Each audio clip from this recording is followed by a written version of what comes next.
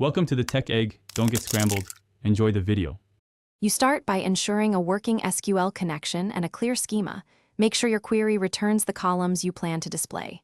Next, configure the list view control to details mode and add column header entries that match column names. Then, write a simple select command and create a SQL command tied to the SQL connection. Once done, open the connection and prepare a SQL data reader. This sets up the data pipeline, so you can loop rows into list view items in the next step. With the SQL data reader active, read each record in a while loop. That gives you sequential access with low overhead.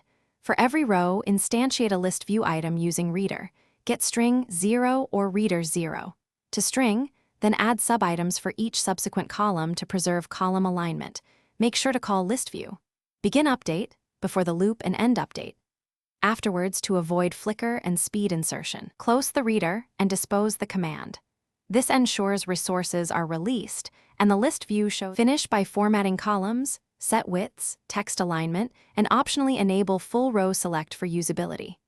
Add error handling around your database code so you always close the reader and connection in finally blocks.